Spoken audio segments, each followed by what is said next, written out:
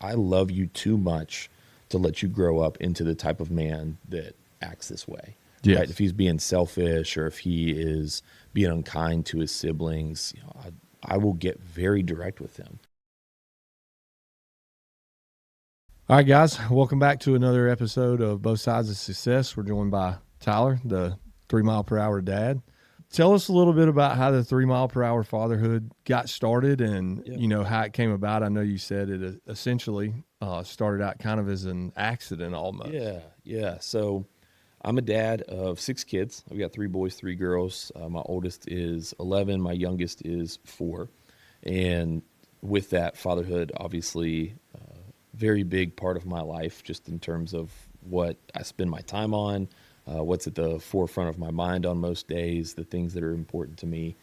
And I, to take a step into how this all started, I was beginning to write content on LinkedIn probably about 4 years ago and was focusing on leadership and leadership development. And as most dads have probably seen in their lives, there's a lot of correlation between good, strong leadership, good, strong fatherhood. So every now and then I'd throw in a post about the things I was learning about being a dad, lessons in life and leadership that fatherhood was teaching me. And whenever I would write those, they would seem to just generate a lot more engagement from guys. It seemed to resonate with the people that were reading my stuff. And I had a friend that said, hey, you should think about doing this more. You've got a lot to share. You've learned a lot. You've got 6 kids, healthy marriage. Like, guys need more people, need more voices like this in their life. And so I made the pivot to start writing fatherhood content exclusively. At that time, it was probably about 3 years ago, and have been doing that since. So that's what I mean when I say it started by accident. I didn't set out to do anything like that. It started as a means of professional development, learning to communicate more effectively, and has grown now into something that I'm really proud of and want to see continue to grow. And the 3 mile per hour piece specifically, 3 miles per hour is the average speed of somebody walking. And my core message, why that ties in, is I want to equip, encourage, and envision dads to slow down and be present with their kids. The demands of life are great. There's a lot of cultural pressure right now for dads to do a lot, to be a lot, and oftentimes we miss out on what I think is the most important role that we play because we just get so busy. And so my hope is that uh, I can be a voice, and that 3 mile per hour fatherhood can be a brand that resonates with dads and encourages them to really focus on what matters the most. Yeah, I like that. And, we talked about it already, but, you're seeing that more and more these days, like with the dad gang and, the 3 mile per hour Yeah. fatherhood. And, I've seen one or two other guys on LinkedIn that I also follow and on Instagram where they're posting stuff about Yeah. that. And I mean, I love seeing it. I think it's good. And, you Yeah. brought it up before we started recording. We talked about it that you never want anybody to feel like they're alone, Yeah. Yeah. not even just in fatherhood, in parenting as general, but especially fathers, because there's just it feels like a different dynamic sometimes for dads and, Mhm. and how the world looks at them and what their expectations are. So Yeah. anytime some guy can have an outlet or somebody to go talk to, I think that's always Mhm. good. So Yeah. the 3 mile per hour fatherhood, you know, obviously with kids being a huge part of your life and parenting, where did that come from? Is it a lack of father, influence when you were a kid? Is it because you had such a great father influence when you were a kid? Yeah. So I'd say for me, it was a little bit of both. My dad is incredible, and we have an amazing relationship now. He'll be the first to tell you that wasn't always the case. We've butted heads on a lot of things, and have gone through different seasons where like we've fallen out of relationship with each other and had to just navigate some really hard things that went unaddressed for a long time in our life. But I think now being able to reflect back on my upbringing, on my childhood, I'm able to see ways that my dad was showing up for me that I wasn't able to appreciate as a kid. I can see the ways that he was learning to do fatherhood in ways that he was never taught from his dad, who was never taught from his dad. And, he's been fighting for opportunities for me that he never had. He grew up, born and raised in rural Ohio, kind of out in the middle of nowhere. And when I was 4, he moved our family down here to Greenville to create opportunities for me and my brothers that he just never would have had there. Again, one of those things that as a kid, I can't appreciate that. But now looking back, I see the risk that he took. I see the boldness. I see the ways that, if I'm imagining doing that now for my family, moving them 500 miles across the country to some place that I don't know anybody, away from everything we've ever known, like that's a really scary thing.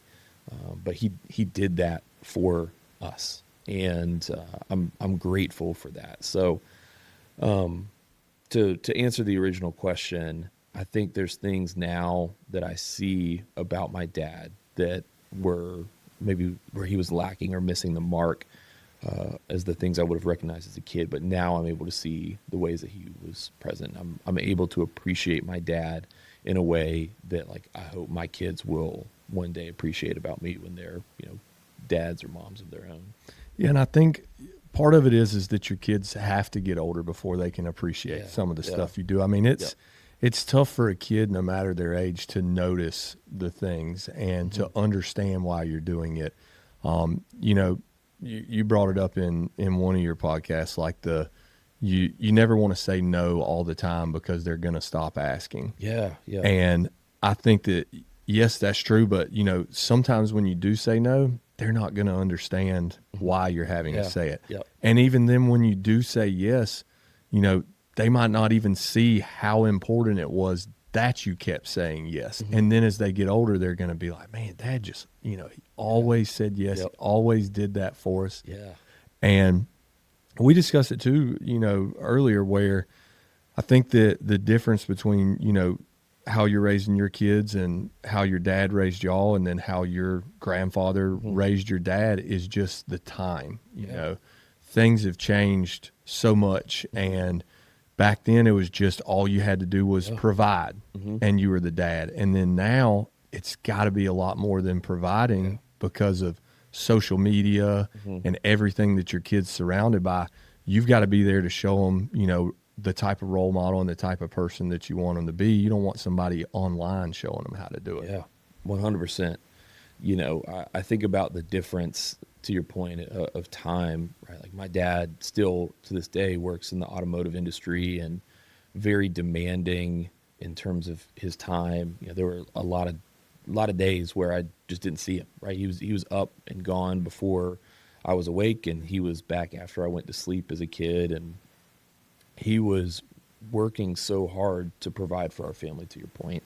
And in that line of work, it cost him time with us. Now, that said, he fought for the important things. Like, I can count on one hand the number of my games that my dad missed. He always fought to prioritize stuff like that. But when I contrast that with my life now, I work from home. My kids are homeschooled. And so I'm around my kids a lot more than my dad was. And that just affords me opportunities that he never had. Again, that's not the right way or the best way or the only way. It's what our family does. It's what works for us.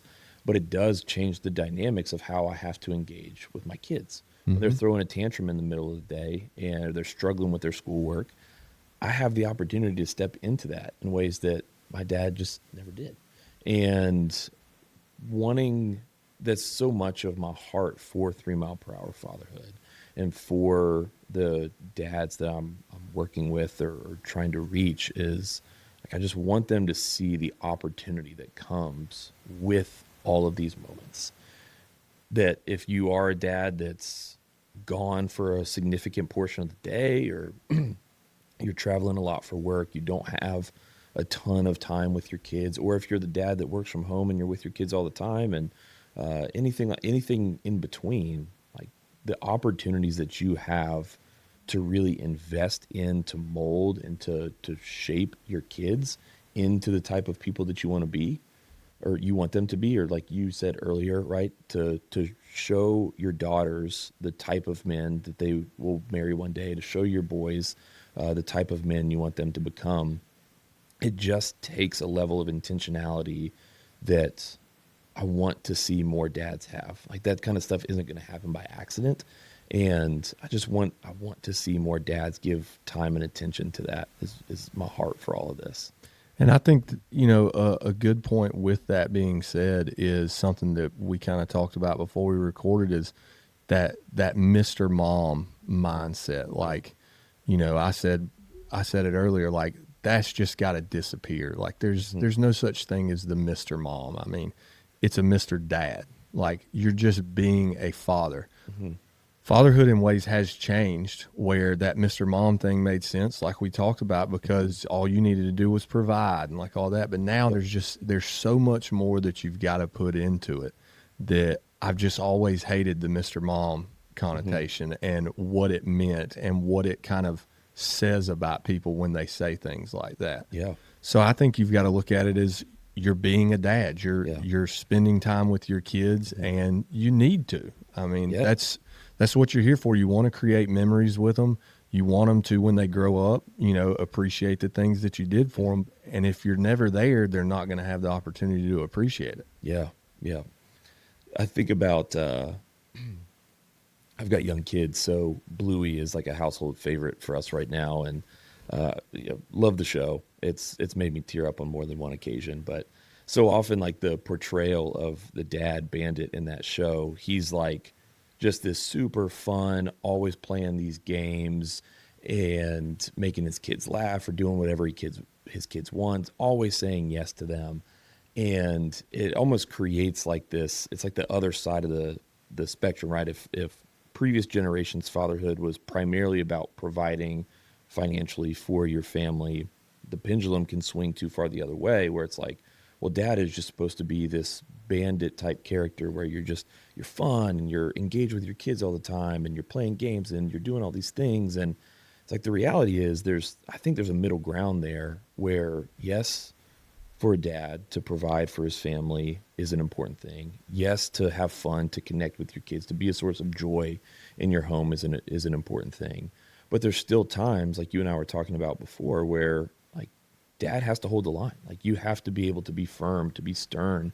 I've got a 10-year-old son, and one of the things I tell him often when we're having these really direct conversations is, I love you too much to let you grow up into the type of man that acts this way. Yes. Right? If he's being selfish or if he is being unkind to his siblings, I will get very direct with him, and I'll tell like I'm under control.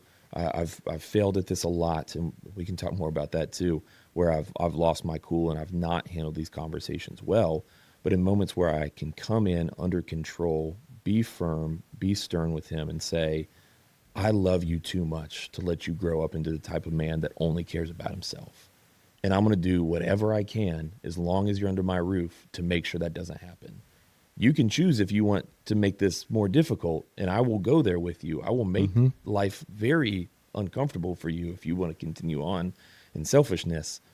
Or you can see the beauty and the joy of serving other people with your strength. And like that kind of conversation can't happen if I'm only focused on providing, right? It can't happen if my sole vision as a dad is to bring in a paycheck. I have to be able to be present with my son. I have to be able to recognize those moments of selfishness. He has to trust me enough to listen to my voice and to know that I, at the end of the day, no matter what he does, love him unconditionally. That just takes time. It takes intention. It takes like purposeful actions in your fatherhood to be able to show up in that way for your kids. And my hope, like I said, is to be able to equip dads with tools, resources, kind of frameworks for how to do that in the midst of everything else that is expected of a dad. Yeah, I like that. I mean, my son's 10, and he can be tough to handle sometimes. And we have, as I told you, what we call man-to-man talk, where in the first few times that we had him, which most kids do go to this, is like, Dad doesn't love me or whatever. And you're like, no, if I didn't love you, I wouldn't be having Yeah. these conversations. And I always try to relate when I'm explaining to him of something that he can easily understand. So his big thing is baseball. That's all he talks about. That's all he ever wants to do. And I said, you have to think about it like baseball.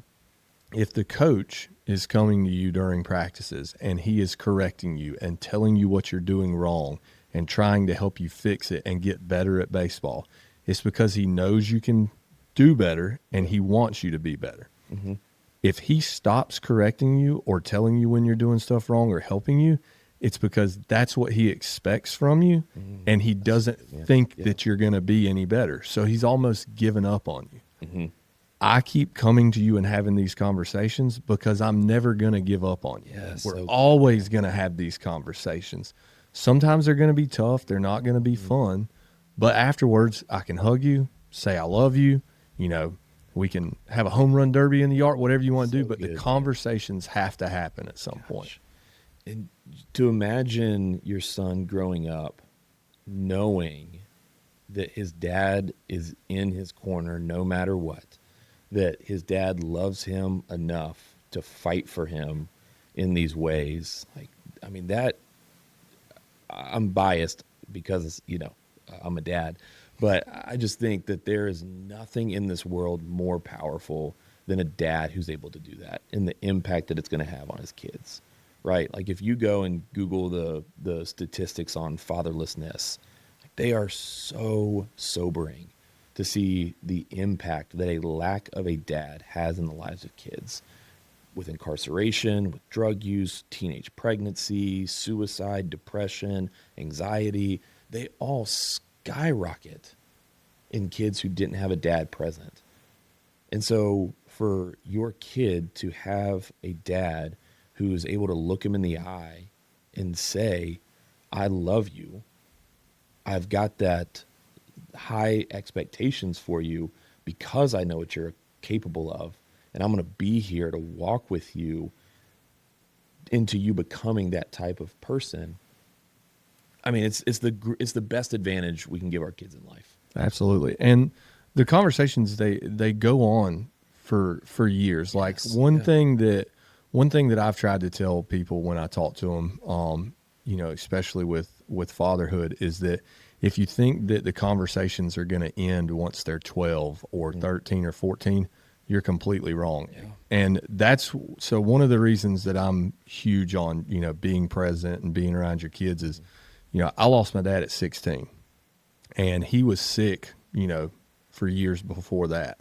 So it makes it tough to where once I was 16 and he passes away, some dads look at it like, 16, I mean, you're already grown and doing whatever. No, because once he passed, I went ballistic. I was all over the place, partying, not doing what I was supposed to in school. Now, luckily I had, a very strong mom and we had, people surrounding us that Yeah.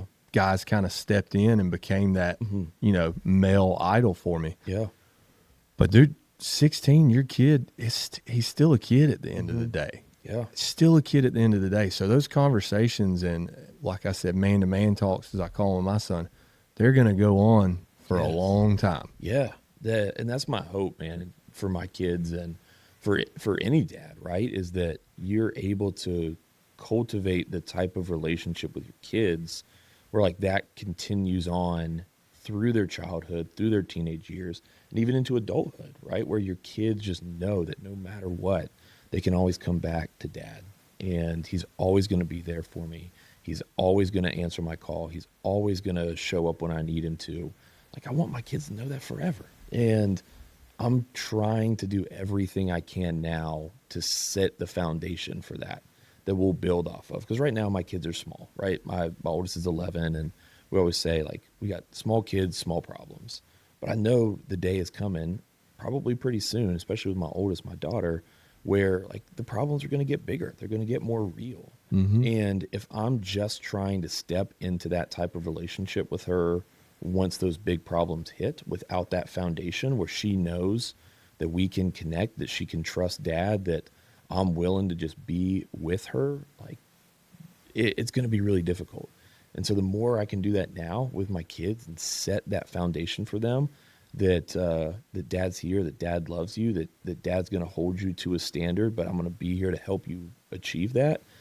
Man, I really think it's going to pay dividends for the rest of their life and for the rest of your son's life with you. And, that's something that I hadn't really thought about is a good way of putting it is like if you hadn't have started it early, how hard it would be to go back and start that all of a sudden, and just come out of nowhere and try to build that relationship.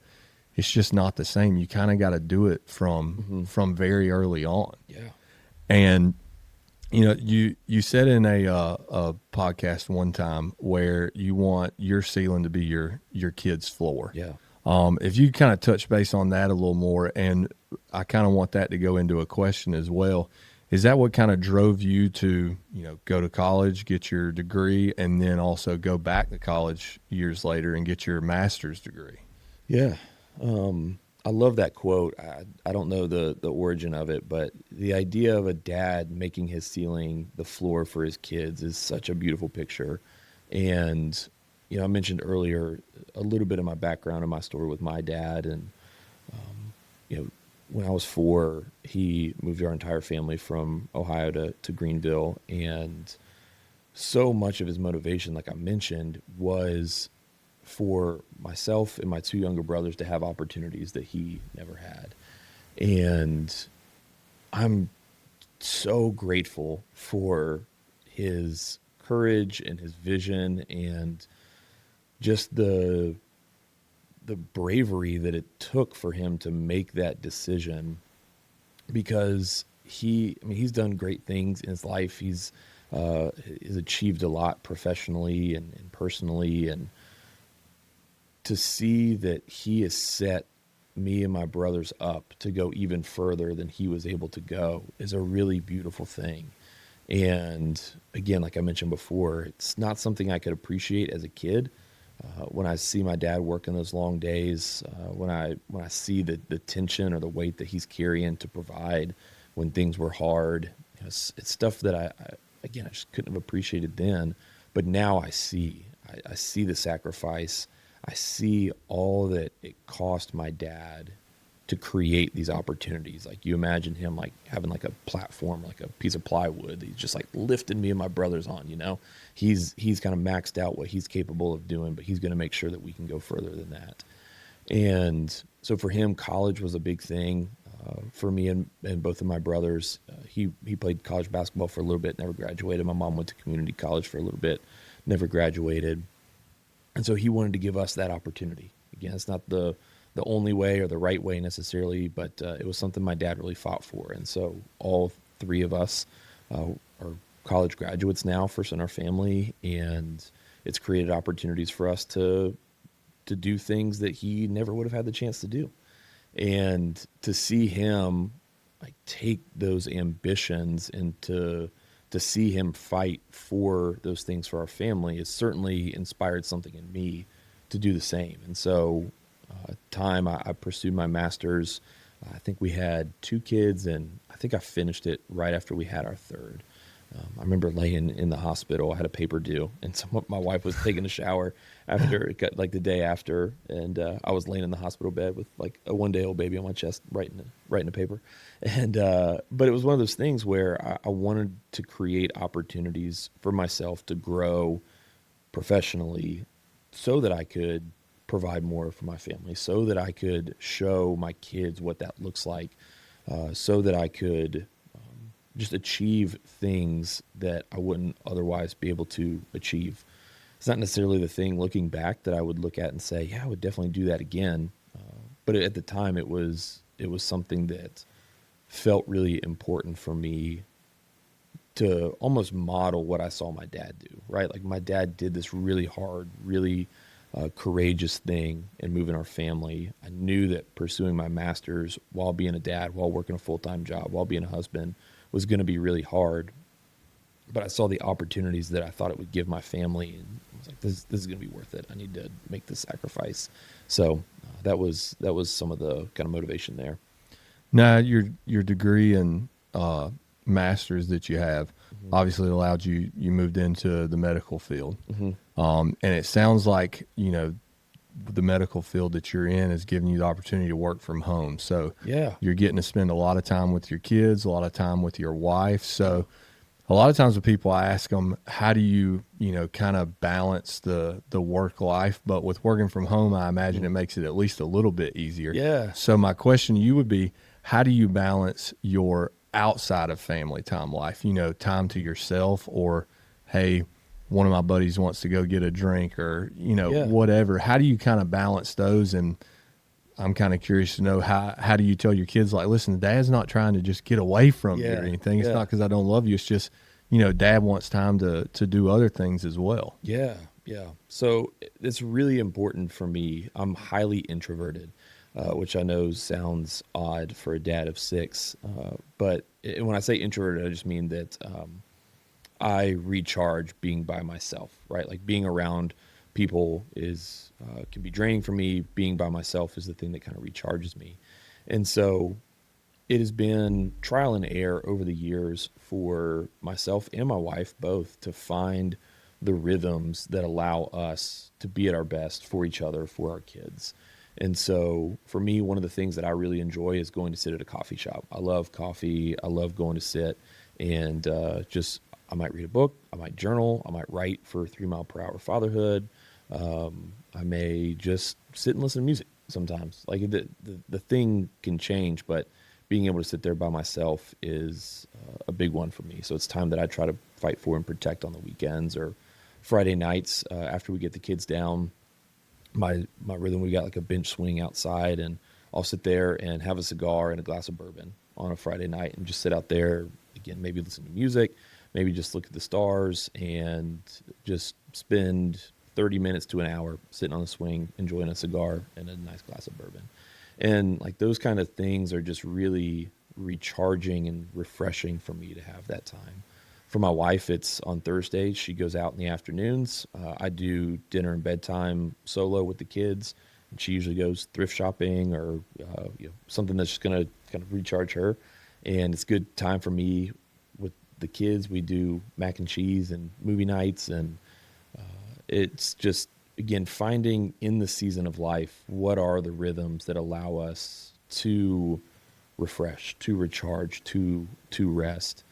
And like being able to explain that to our kids, I think is a really important thing. Like I want my kids to have a framework for this kind of thing, that I'm not trying to escape. I'm not trying to get away, but for me to be at my best for them, I need space like this.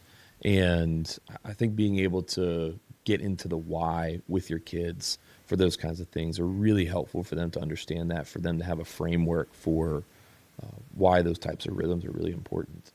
Yeah, and I think as your kids get older, they start to realize like why you need that, and that's your time. And one of mine is I'm a huge college football guy. Mm-hmm. Love watching college football, and most of the time on Saturdays it's me and my son and other people and their kids from the neighborhood watching football. But during the week, usually either Tuesdays or Wednesdays, me and my neighbor get together and we guess at the spreads for the week, what the spreads are going to be for each game. Yep. And we were doing it. It was probably 2 or 3 weeks ago. We walked over there, and he's got 4 kids, and all of our kids are playing around. And one of his sons came up and tried to talk to us, and my son from the trampoline yells at him, "They're doing their spreads. Leave them alone." And I think he just he's gotten to the point where he started to realize, like, dad's around constantly. I mean, he's every day doing baseball, picking kids up, all this. Like, you hate to say that he does understand, but I think he's starting to understand. Like, there's got to be that time to just, let dad have a little bit of time to himself. Yep. Another thing that you touched on, I was looking at, is making sure that you don't always say no. And what that can mean to a kid, because you said if you always say no, eventually your kids are going to stop asking, but their heart won't. Yeah. And I read that and I was like, that's extremely powerful. Yeah. And I thought back to a couple of nights ago. I'm walking inside from work and my son's already home and he's playing MLB The Show outside. And he said, "Dad, will you do a home run derby with me?" And I just said, sure, sat my book bag down, went over there and spent 5 minutes doing a home run derby. And I'm like, if I did that every day where I came home and just said no every single time, Yep. at what point would he just stop asking, Yep. but still be sitting there saying, man, I wish he'd come to a home run derby with me? Yeah, man. Yes. I mean, you nailed it. Like that really is the whole heart of kind of that mentality, that mindset is, right? Like kids just want dad's attention, right? They just want you around. Right. They just want you there. Yeah. I say this all the time in my content or my coaching or dads that I'm talking with, right? Like every dad wants to be able to give his kids good gifts, to provide a lot, to give them the best.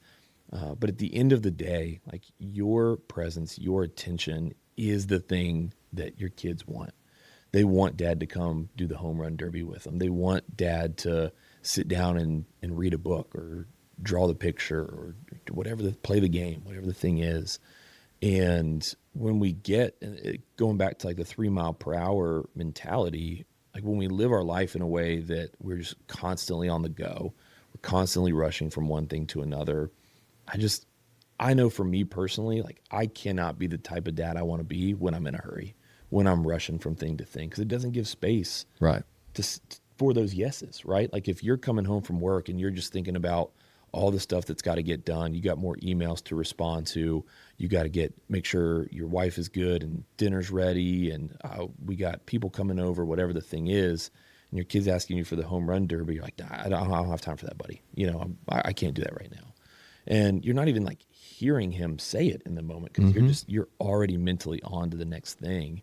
But when you can create that margin in your life and you can set these rhythms and habits where coming home, your son's going to ask you to do a home run derby or your kid's just going to want to connect with you.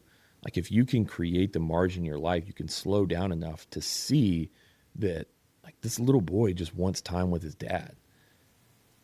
That changes the game. And that doesn't mean you have to say yes every time. There's going to be days where you Right. can't. But you're still, even when you can see it and you say, hey, buddy, like, I really need to go in and help mom get stuff ready for dinner. Can we do a home run derby tomorrow? Or, I'll give you one swing of the bat, see if you can hit a home run. Whatever the thing is, like, I don't want dads to feel like there's this pressure that you got to say yes all the time, but just being aware of how you're responding in those moments and what you're communicating to your kids in those moments, I think is the biggest thing. And it doesn't always have to be, massive gestures. No. It can be the littlest thing. Like, parents always get mad at kids for, you're in the car for 5 minutes and they go, we've been in the car for hours. It's because everything for kids is escalated. Yeah. And that's why parents think that like doing these grand gestures are great, because a grand gesture to a kid, it's like the biggest thing in the world for them. But at the same time, that smallest little thing, like the home run derby, Yeah. that's like me taking off of work, picking him up from school, dude. and that's what's important. And they're gonna remember those They're times. gonna remember it, dude. The other night on Monday last week, I'm coaching my daughter in a flag football league, and we're coming home from practice, just me and her, and we're driving by Chick-fil-A, and she's like, "Dad, can we stop at Chick-fil-A?" I was like, "No, mom's got dinner at home." She's like, "Just for French fries?" I was like, "Is this moment where I'm like, man, that has to be a no most of the time, right? If I stopped at Chick-fil-A every time my kids asked, I'd be broke and wouldn't be able to afford a house or food or anything." But like in this moment, like I thought about, I'm really big on vision and being able to like envision the type of dad you want to be and like what you want your kids to be able to say about you when they're grown and have their own kids. And there's this moment as I'm sitting at the red light to either go straight to go home or turn left into the Chick-fil-A parking lot. I'm like, man, I really want my daughter to remember me as the dad that took her to get French fries when she asked. And it cost me $3. Yeah. Nothing at all. Took us 5 extra minutes. But it was like, again, just this moment where I'm like, I'm thinking about who I want to be as a dad. I have the opportunity to do it. It's going to be something that, in the grand scheme of things, I don't know if my daughter will remember us stopping and getting Chick-fil-A. But in that moment, it reinforced that I'm the type of dad that gives her good things and that sees her and that wants her to be happy. And man, if I can just reinforce that in those small moments, like you said, it doesn't have to be these big epic gestures. It can be these small moments, the $3 French fries, take my kids up to QT for $1 slushy, or just, again, playing home run derby in the yard. Like, those are the moments that really over time, like, form the picture that your kids have of you as a dad. And man, they're just so important. There's so many of the opportunities. That's like the thing, you know? And that's another thing, is like the opportunities. Is one thing that I've noticed is, like you said, dads don't slow down and they've always got something to do, but find a way to involve your kid. And, Yeah. and that may happen at different times in life. Mm-hmm. But the two examples that I always give to people when we discuss stuff like this is, I was surprising my wife with a big gift one year for Christmas, and I had to drive to Atlanta to pick it up. Now, most dads would have been like, okay, I'll leave work early or at lunch, and I'll drive down to Atlanta, and I'll get back in time to get the kids. So what I did was, instead of that, went and picked my kid up early from school, got him at like 10 a.m. that morning after I left work, threw him in the truck. So cool, man. We drove to Atlanta, and I turned her surprise into a surprise for him. I saw for $15 you could tour the Atlanta Falcons football stadium. Oh, that's awesome, man. And I'm like, it was an extra hour. Yeah. We got home before she got home, so she didn't even notice we were gone. She got her surprise on Christmas. And then he talks about touring the Falcons stadium all the time. Oh, so good. And then the other one is, this just happened last week, and I actually screenshotted it and sent it to a few of the guys that I talk with about this stuff. And he wanted some buddies to come over. I said, yes, they can come over. We're not doing a spend the night tonight, but they can come hang out. And I'm their baseball coach. So they want me playing baseball and all of this. And like you said, I'm so busy, I've got stuff to do. I needed to chop wood up because we were doing a fire later that weekend. What did I do? Hey, guys, let me hand you an axe.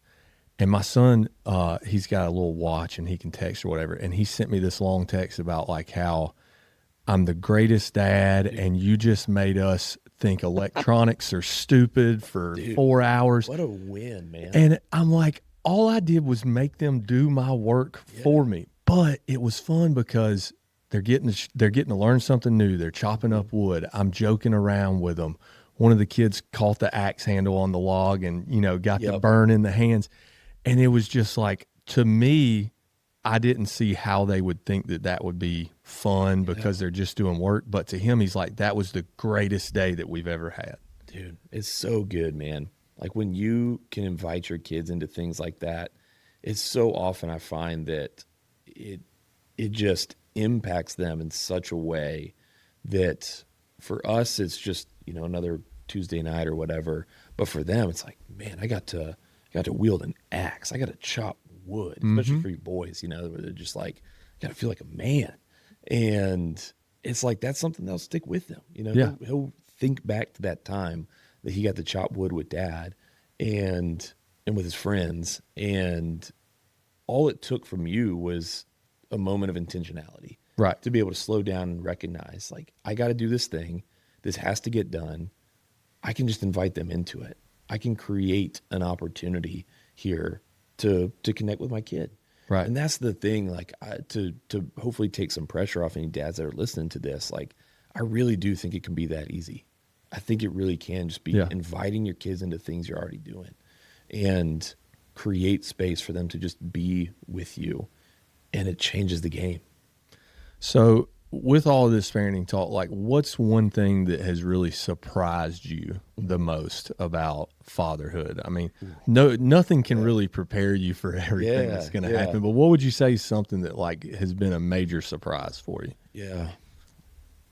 So the thing that immediately comes to mind is kind of going back to a conversation about my dad and his dad and just kind of the legacy of Graham men. There's a kind of a running joke on that side of the family that Graham men have like a really short fuse, really quick temper.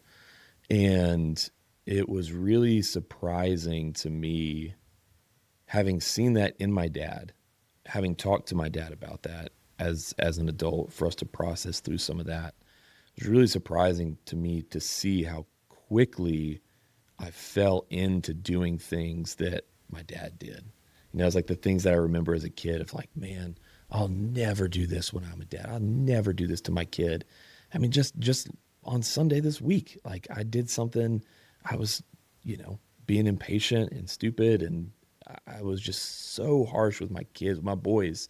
And it was just like this moment of like, oh my gosh, it's so easy for this to like to slip in and to come out in me. And I mean, that's been a lot of, again, kind of in parallel with a lot of the work I'm trying to do with 3 Mile Per Hour Fatherhood. It's work that I'm doing internally too, to try to learn like how to regulate my emotions, how to be calm and present but stern when I need to be, not coming in flying off the handle, losing my cool. It's been surprising to me how hard that has been, and how I see it already in my boys, especially. Like I hear them say things, or I see them do things, and I'm like, man, they learned that from me. I'm not proud to admit it, but they learned that from me. And man, it's just that type of thing. To use another phrase that I really love is, I think this was from Ronald Rolheiser, is the one that said this, and I don't even think he was talking about fatherhood, but it's very applicable here. It's whatever pain you don't transform, you will transfer.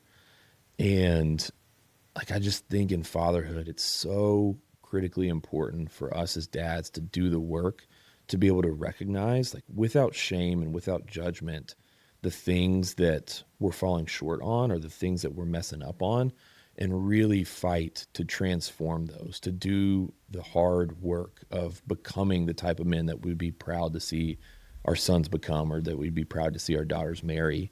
Like, if we don't want to transfer those things onto our kids, we got to do the work to transform them. And it's just been really surprising to me, even being almost 12 years into fatherhood, just how prevalent that still is. What's to ask you another tough question Yeah. back to back? What's something that you think you're failing at as a father, or something that you could do better? Yeah, yeah. I mean, in that same vein, I think the like keeping my cool with my kids. I've made tremendous progress in recent years, but it's still something that I want to see growth in. Like, for example, I'll tell a quick story to kind of highlight it.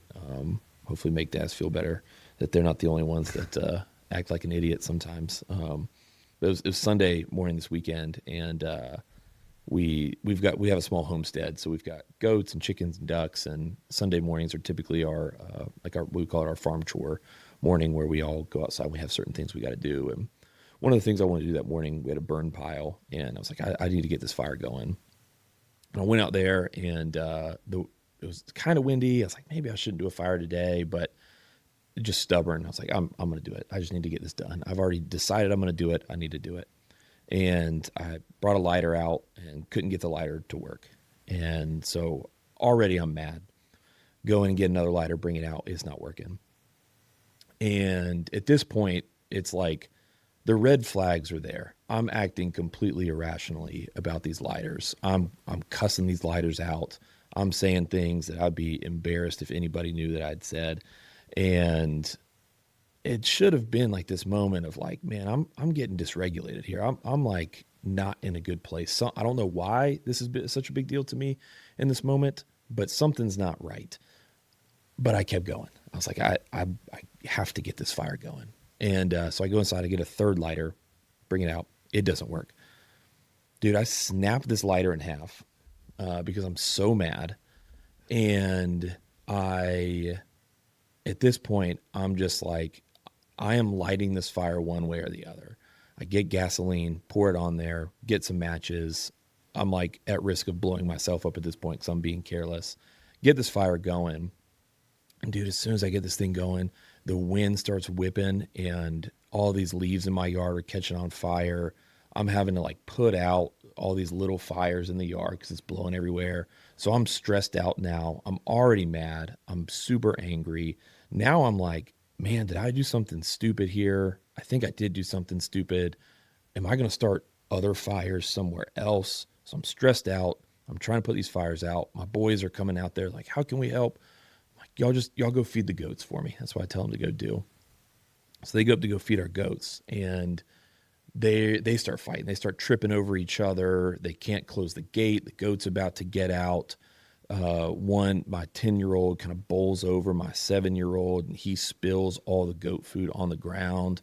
And dude, I just laid into them. I'm like, I mean, dude, I'm acting like a complete ass.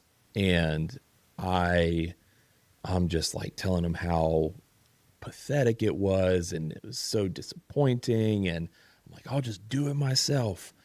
And they all like run inside, and I'm just sitting there like, what did I just do? Like, Like an out of body experience. dude, it was just like, I had every opportunity to recognize, and this is the work that I do. I talk to other dads about how to do this, about how to find your warning signs and how to make sure that you don't get to this point where you're losing your cool and blowing up. And I'm like, I'm sitting here having just yelled at my kids, completely embarrassed myself. The fire is still whipping around in the backyard. And I'm just like, I have completely botched this.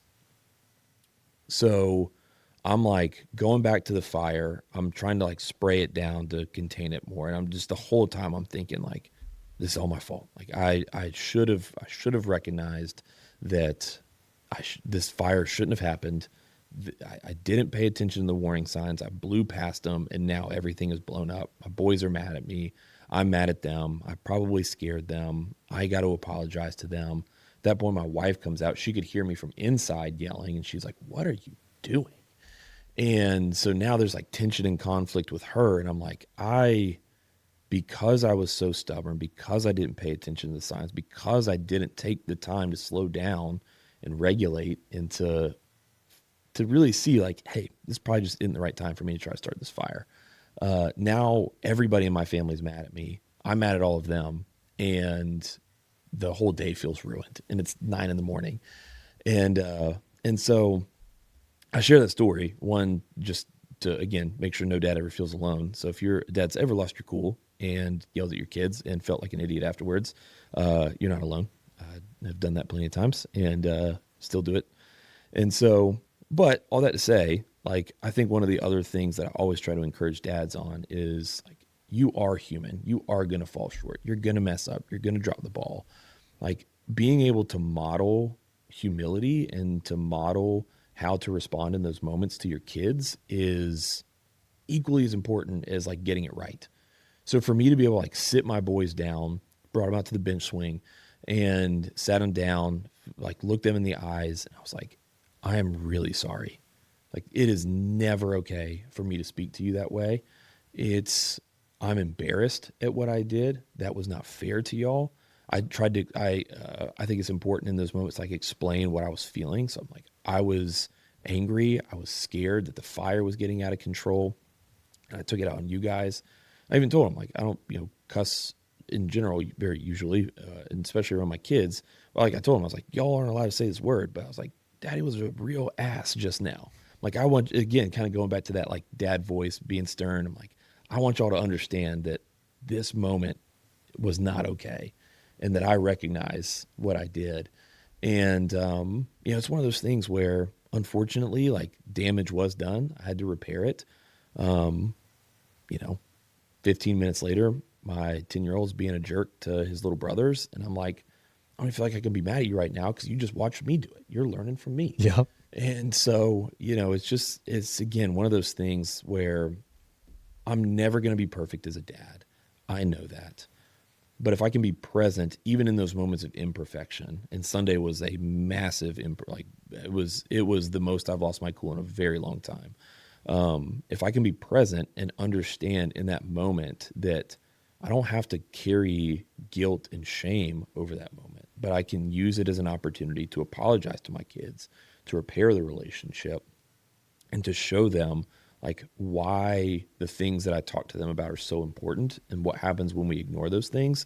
Like, that still is an important aspect of fatherhood. Being present despite the imperfections, despite the hard moments, being present even when you mess up and fall short, is so huge. So that's my most recent failure that one will stick with me for a long time.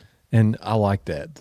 Essentially just don't be perfect, just be present. Yeah, man. That's great. I mean, I really like that. The biggest thing I struggle with, or I say, failure is, my son, it's easy for me and him to connect. He's, plays baseball, and I mean, he's essentially just a miniature version of myself, which has its good and bad times, as I'm sure you know. So I mean, it's super easy for me and him to connect and have conversations. But then something that I usually struggle with is like better ways to connect with my daughter, because, she's a girl. It's a different, dynamic and a different relationship. And, here I am, I've raised a boy for 5 years, and then now I got to try to figure out how to raise a girl. And, it kind of goes to what you just said, is like, you don't have to be perfect, just be present. Mm-hmm. I'm just there when she needs me. Yeah. If she wants, I don't know, how to do makeup and Barbie dolls and all that, but she'll come out and be like, Dad, can we do school? She loves playing school. Yeah. She'll come to me, and anytime she asks, I'm like, let's do it. Yeah, let's do it. And she makes up, she's 5. She's like, draw a circle. Good job. You got that one right. But it's so good, man. I'm taking it where I can get it, because she's all about mom. They go shopping and do their whole thing. And then, when she hangs out with me, she's kind of like turns into this Neanderthal kind of thing, where she wants to be wild. And then every once in a while, she'll pull me into the girl side, where she's like, let's play school or whatever. And I think as long as you're just there for those opportunities, that's really all you need to do. One question I have for you, we'll just touch on a few more things, is how has success changed for you from before you had kids to now? Yeah. I think for me, when I think about pre-kids, when I think about like what success, what I would have envisioned success to look like, I think probably common for a lot of guys is, the kind of worldly success, right? Like I want to make a lot of money. I want to have nice house. Cars have never been my thing, but like I want to be able to take nice vacations, go on nice trips, that kind of thing. And it sounds cliche, probably, but like being able to now reflect on what I want my life to look like at the end of my days, all I think about is my kids and their kids, and maybe even their kids, God willing. And like I think about what I want them to say about me when I'm gone. And this is an exercise that I encourage dads to do. The guys that go through my coaching, so the first thing I typically have them do is, like, if you imagine it's the end of your life, you've lived a good long, however, 40, 50, 60 years longer, and you've passed away, it's your funeral, it's a room full of people, and your kid is standing up to give your eulogy. They're about to stand in front of this room full of people and talk about the impact that you had on their life. Like, what do you want them to say?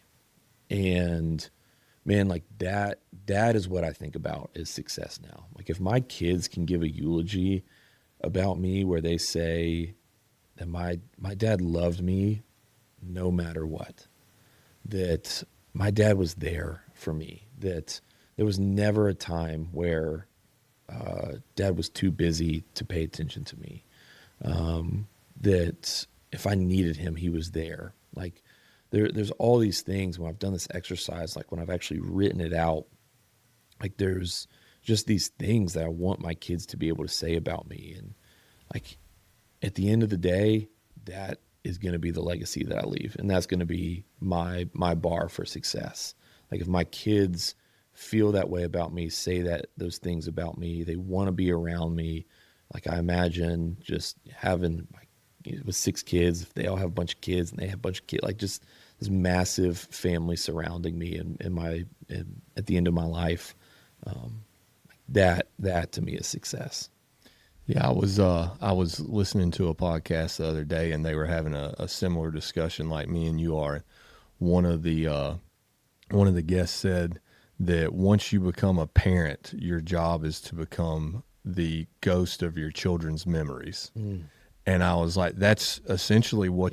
what you're Yeah. saying is like, and you're gonna be the memories either way. Yeah. Is essentially what Hmm. he was Yeah.